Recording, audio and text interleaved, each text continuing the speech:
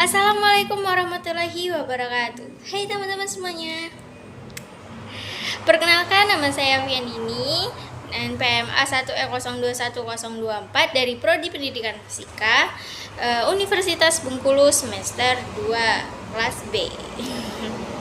Nah, teman-teman, sebelumnya saya sudah membahas materi bab 8. Sekarang saya akan membahas materi bab 9 mengenai manajemen kurikulum.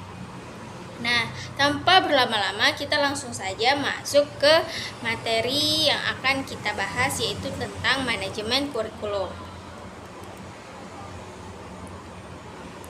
Oke, mari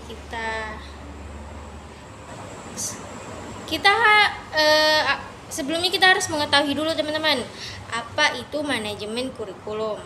Nah, manajemen kurikulum itu sendiri yaitu merupakan sistem pengelolaan atau penataan terhadap kurikulum secara kooperatif, komprehensif, sistematik yang dijadikan acuan oleh lembaga pendidikan dalam rangka mewujudkan ketercapaian tujuan kurikulum atau tujuan pendidikan.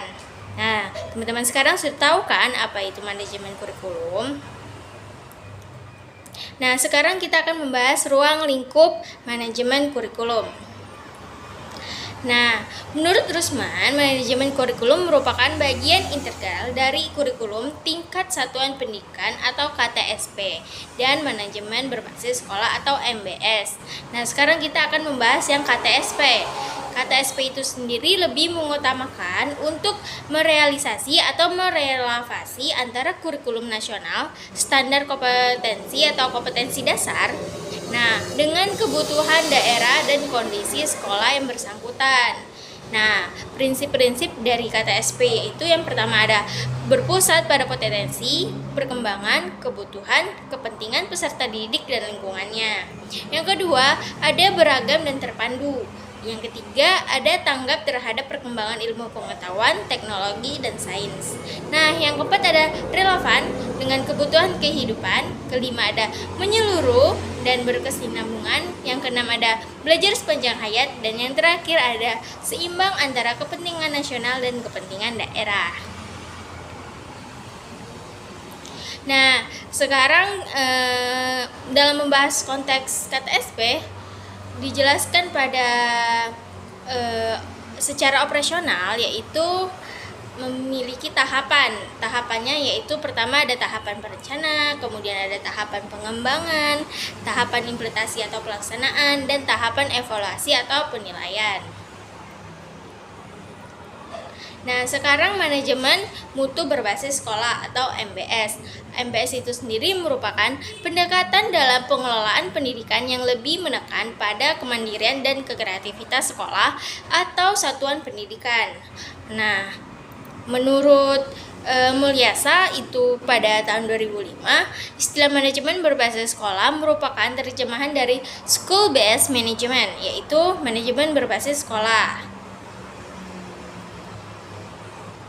Nah, sekarang standar dari pengelolaan pendidikan diharapkan dapat melaksanakan visi misi sekolah yang diputuskan, kemudian menetapkan tujuan dan merumuskan indikator dan target mutu kelulusan. Maaf ada lalat. Nah, kemudian yang ketiga menetapkan strategi dengan melibatkan semua pihak untuk mewujudkan tujuan sekolah yang lebih efektif lagi. Kemudian yang terakhir menetapkan kebijakan dan program peningkatan mutu lulusan dengan berbagai program yang mendukung pencapaian prestasi siswa tersebut. Kemudian prinsip dan fungsi manajemen kurikulum. Nah, prinsip itu sendiri yaitu ada prinsip kurikulum, yaitu prinsip relevansi, prinsip fleksibilitas, kemudian ada prinsip kontinuitas, kemudian ada prinsip efektivitas, dan terakhir ada prinsip efektivitas. Maaf ya teman-teman. Dan kemudian ada fungsi manajemen kurikulum. Nah, fungsi manajemen kurikulum yaitu pertama ada meningkatkan efisiensi, pemanfaatan sumber daya kurikulum. Yang kedua, meningkatkan keadilan dan kesempatan pada siswa untuk mencapai hasil yang maksimal. Dan yang ketiga ada meningkatkan relevansi dan efektivitas. Keempat, meningkatkan efektivitas kerja guru maupun siswa. Dan yang terakhir, meningkatkan partisipasi masyarakat dalam pengembangan kurikulum. Kemudian komponen kurikulum. Komponen kurikulum yaitu satu, tujuan yang ingin dicapai oleh pendidikan, komponen tujuan yang berhubungan dengan arah atau hasil yang ingin dicapai atau yang diharapkan. Kemudian yang kedua ada isi kurikulum. Isi kurikulum itu sendiri menyangkut sebuah aspek baik berhubungan dengan pengetahuan atau materi dalam pelajaran.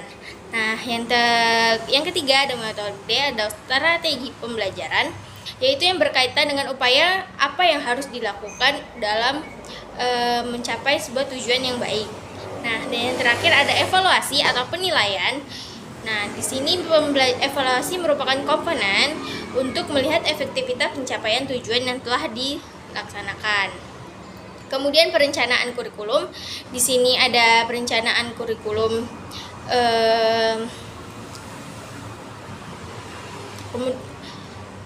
di sini ada tujuan perencanaan kurikulum, ada kekuatan sosial, ada perlakuan pengetahuan, dan yang terakhir pertumbuhan dan perkembangan manusia untuk tidak merencanakan kurikulum atau program pembelajaran yang berkenaan dengan kebutuhan perkembangan siswa itu sendiri.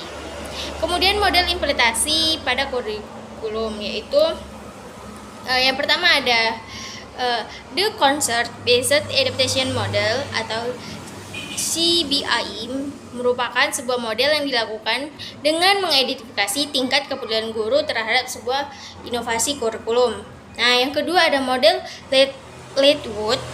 Model ini memfokuskan pada guru. Asumsi model ini adalah setiap guru mempunyai kesiapan yang berbeda. Kemudian implementasi merupakan proses timbal balik. Nah, jadi paham teman-teman, di sini juga membahas tentang pertumbuhan dan perkembangan, dimungkinkan adanya tahap individu yang diidentifikasi. Kemudian ada model Tori. Model ini untuk mengunggah masyarakat mengadakan perubahan. Jadi setiap masyarakat atau setiap murid atau setiap pendidik atau yang dididik itu harus memiliki perubahan dalam setelah dievaluasi itu harus memiliki kelebihan lagi. Kemudian pengembangan isi kurikulum. Nah, pengembangan ini berupa ada cukup cakupan wilayah, ada kronologis, ada sifat isi, ada mata pelajaran, ada organisasi bahan, dan tidak ada batasan dan yang lainnya. Dan yang terakhir ada evaluasi kurikulum, yaitu merupakan pemeriksaan secara terus-menerus untuk mendapatkan informasi yang meliputi siswa, guru, program pendidikan, proses pembelajaran untuk mengetahui tingkat perubahan siswa dan menetapkan keputusan tentang gambaran siswa yang efektif. Nah, proses-prosesnya itu ada 5 teman-teman. Yang pertama ada proses analisis kebutuhan dan kelayakan, proses perencanaan dan pengembangan, ada proses implementasi atau pelaksanaan, proses evaluasi kurikulum, dan proses perbaikan kurikulum. Nah, itu saja yang bisa saya sampaikan pada bab 9 ini mengenai manajemen kurikulum itu sendiri. Semoga teman-teman bisa memahami dan mudah dimengerti apa yang bisa saya sampaikan. Jika ada salah kata, saya mohon maaf, dan jika banyak kekurangan, saya mohon ampun. Terima kasih. Wassalamualaikum warahmatullahi wabarakatuh. Sampai jumpa.